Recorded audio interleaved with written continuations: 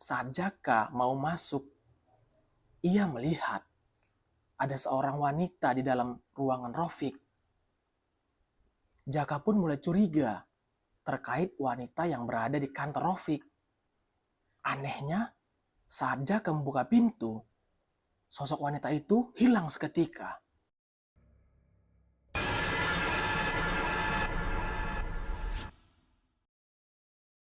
Assalamualaikum, balik lagi bersama aku, Dede. Kali ini aku akan membawakan sebuah cerita horor nih, yang berasal dari Twitter Restu Wiratmaja. Kalau kalian penasaran dengan Twitternya, link ada di deskripsi ya. Oke, langsung aja, nggak usah tanpa basa-basi, kita mulai aja. Kisah ini berawal saat Rofik sedang lembur kerja di tempat kerjaannya. Saat itu tersisa 3 orang yang masih berada di kantor. Ketiga orang itu diantaranya ada Intan, Jaka, dan Rofik. Karena memang ada deadline, mereka bertiga pun harus cepat mengerjakan tugas kerjaannya agar target cepat diselesaikan. Tepat di jam 10 malam, Intan ingin pergi ke kamar mandi. Intan pun meminta kepada Rofik untuk mengantarkannya. Alhasil, Rofik pun mau mengantarkan Intan. Setelah Intan memasuki kamar mandi, Rofik mulai menyalakan rokok sebagai teman gabut. Entah memang perasaan Rofik sendiri atau bagaimana, tiba-tiba dia mendengar suara orang menangis di balik sudut kamar mandi. Rofik kira itu suara Intan. "Tan, lo nangis?" Namun tidak ada jawaban dari Intan. Akhirnya, Rofik pun tidak memperpanjang hal tersebut. Barulah setelah Intan keluar, Rofik bertanya, "Lo tadi habis nangis, Tan?" "Hah? Nangis? Gue nggak nangis kok. Seriusan? Mana mungkin gue nangis di kamar mandi? Emang tadi ada suara orang nangis?" "Gak ada sih. Paling perasaan gue aja." Mendengar jawaban dari Intan, Rofik pun mulai berpikir yang aneh-aneh. Akhirnya mereka berdua pun kembali ke kantor. Sesampai di kantor, Jaka sedang asyik mendengarkan musik. "Jak, lo udah kelar kerjaannya? Bentar lagi nih." "Ya udah, ayo kita selesaikan." Mereka bertiga pun kembali melanjutkan pekerjaan. Namun, di sela-sela mereka sedang sibuk bekerja, tiba-tiba ada yang melempar korek ke kepala Rofik. "Jak, lu lempar korek ke gua?" "Hah? Korek? Orang gua dari tadi diam aja. Terus siapa?" "Lu ya, Tan?" "Gua? Mana mungkin gua usilin lu." Rofik hanya terdiam sambil memperhatikan kedua temannya yang merasa tidak melemparkan korek api ke kepalanya. Akhirnya Rofik pun kembali melanjutkan pekerjaan. Tepat di jam 11 malam, Intan mengeluh ingin pulang karena badannya sangat capek. Intan pun meminta kepada Jaka untuk mengantarkannya dulu ke rumah. "Fik, gue anterin Intan dulu gak apa-apa kan?" "Kemana?" "Anterin dia balik, nanti gue kesini lagi." "Nanggung, bentar lagi. Dia kecapean, Fik, kasihan." "Ya udah, ntar baliknya bawa makanan ya." "Ya, nanti gue bawain makanan." Akhirnya Jaka pun keluar kantor untuk mengantarkan Intan pulang ke rumah.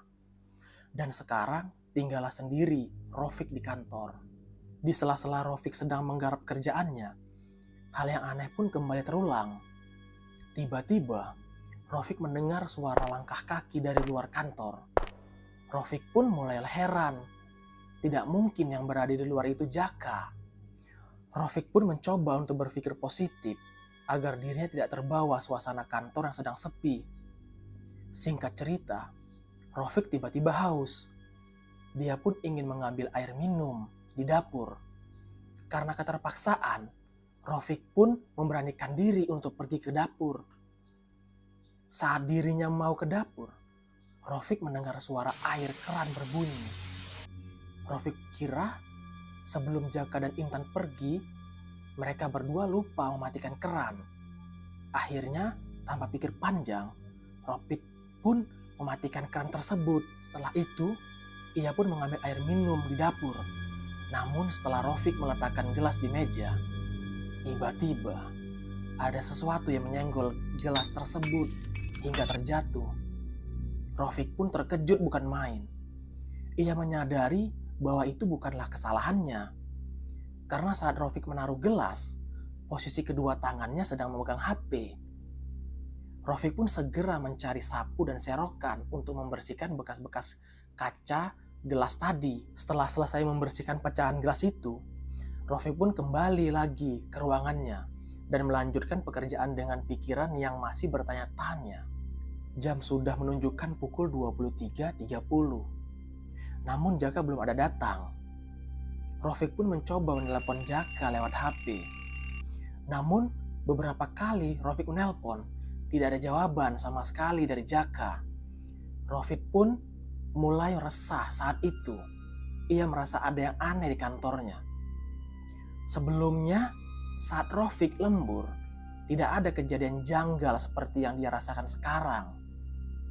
Rofik kembali berpikir positif agar dirinya mampu menyelesaikan pekerjaannya. Singkat cerita, 10 menit kemudian, Jaka tiba di kantor. Saat Jaka mau masuk, ia melihat ada seorang wanita di dalam ruangan Rofik. Jaka pun mulai curiga terkait wanita yang berada di kantor Rofik. Anehnya, saat Jaka membuka pintu, sosok wanita itu hilang seketika. Loh, dari tadi lo sendirian, Fik? Lah, emang gue dari tadi sendirian? Bukannya tadi ada... Siapa? Jangan halu lo. Seriusan, gue gak halu. Tadi gue lihat orang lain di dalam ruangan ini. Udahlah, gue usah ngomong yang enggak-enggak. Jaka pun langsung meletakkan makanan itu tepat di depan meja Rofik. Lu beli buat gue doang? Gue udah makan tadi di jalan. Pantesan lama, parah banget lu. Ya, gue tadi lapar banget. Jaka pun tiba-tiba terkejut saat komputer miliknya tiba-tiba kereset sendiri. Fik, lu reset komputer gua ya? Mana ada? Gua gak nyentuh apapun di komputer lu. Lah, ini buktinya kereset. Terus siapa dong? Setan kali. Jaka pun merasa kesal saat itu. Ia pun harus mengulangi pekerjaannya dari awal lagi. Karena data yang sudah masuk tiba-tiba hilang begitu saja.